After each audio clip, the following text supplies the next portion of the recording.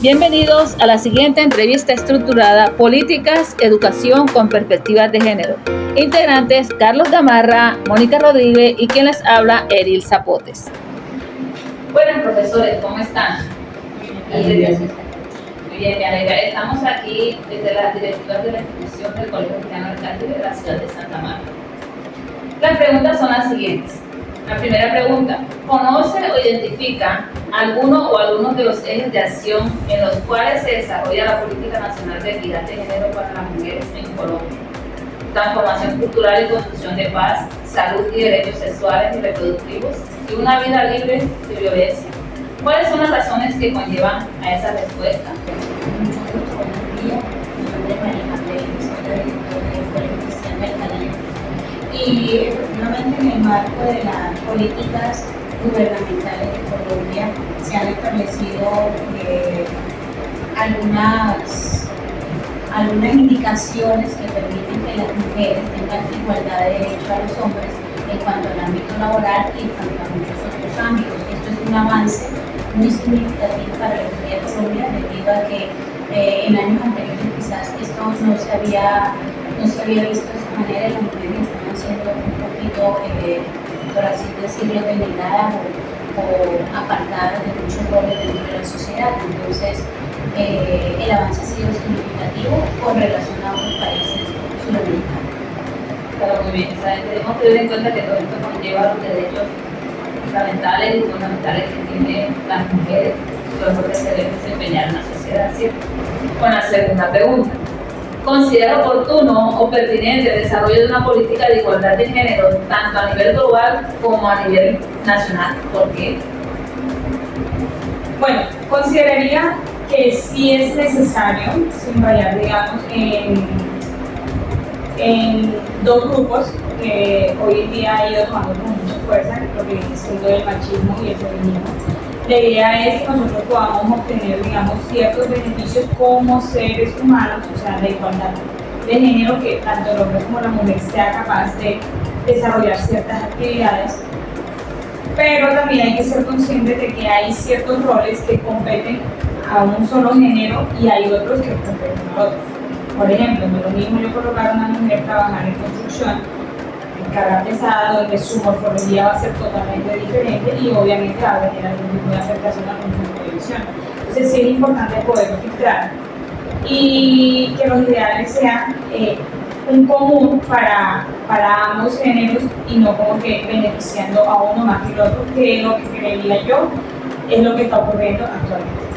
Bueno, si bien es cierto que a nivel mundial se han tratado este tema de políticas de igualdad de género, tanto en mujeres como en hombres, se ve, por ejemplo, todavía en países orientales que la mujer se denigra mucho y que no cumple el mismo rol en la sociedad que debería cumplir el hombre. Si bien es cierto que hay trabajos y labores que son más declinadas hacia un sexo, hacia un género que hacia el otro, también se ha trabajado no solo a nivel mundial sino aquí nacional en que esto cada vez sea menor, viendo que también hace años el tema de el salario para hombres y mujeres se ha comenzado a igualar y pues todo este tema se ha tratado de una mejor forma.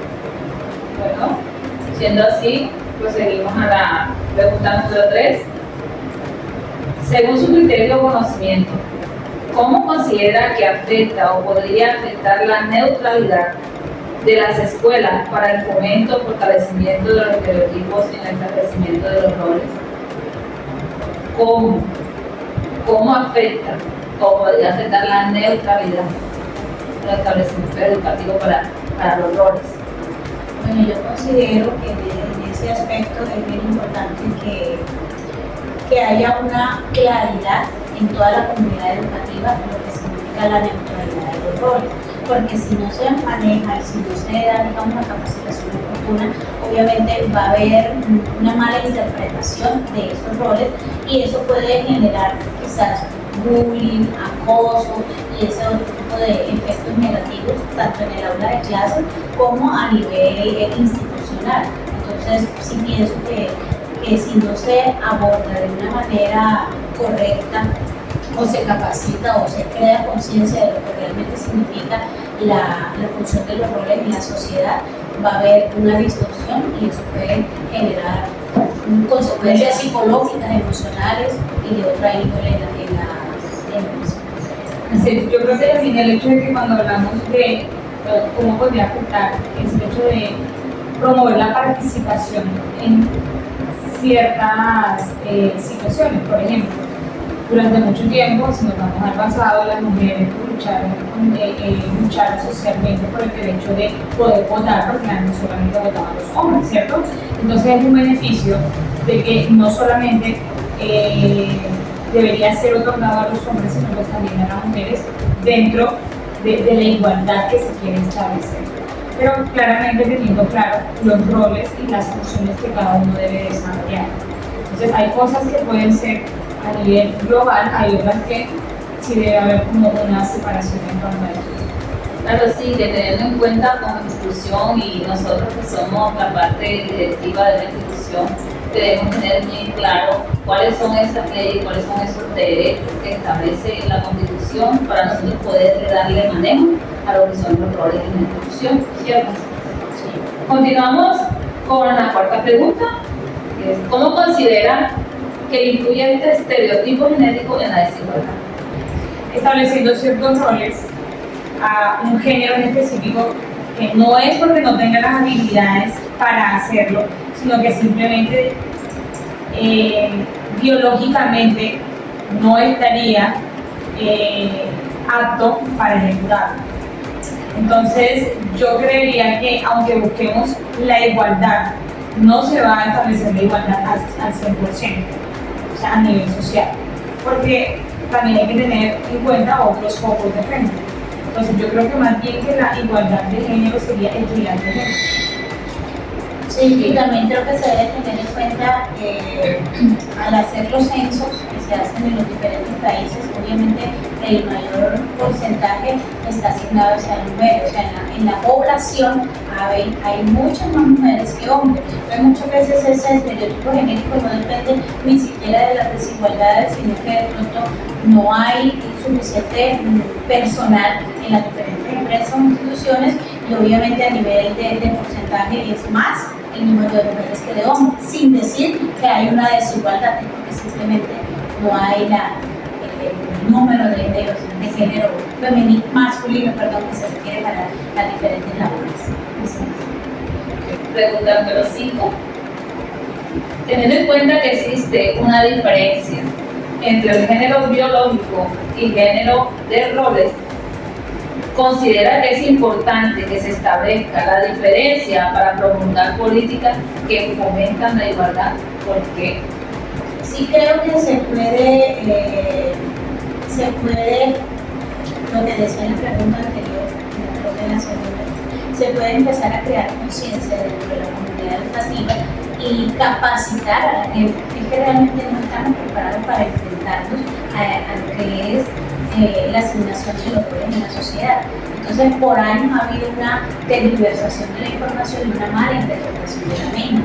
Entonces, creo que lo primero que hay que hacer y que considero que es realmente importante es, obviamente, crear conciencia, capacitar a la gente desde el personal psicológico, desde la parte de la sociología, todos los de la comunidad educativa, de las diferentes empresas, para que exista realmente esa igualdad y no se cree la confusión, ¿cierto? Así es, sabemos que hoy día pues la mujer ha alcanzado un nivel, puede decirse que no mayor, pero sí un poco igual al hombre. Antes pues para la mujer era complicado poder desempeñarse en roles tales como la ingeniería civil, la arquitectura, la aviación, porque solamente estaban destinadas a lo que eran los hombres.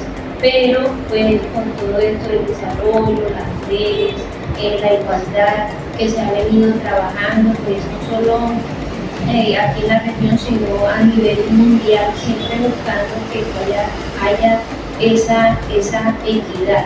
Entonces, pues de pronto tal vez no se ha alcanzado en su totalidad, pero vemos que la mujer hoy día pues tiene muchos derechos, Y la idea, pues como decía aquí la compañera, no es, digamos, que sobrepasemos a los hombres, sino que cuando de pronto tengamos que acceder a algo, pues podamos también contar con esos derechos.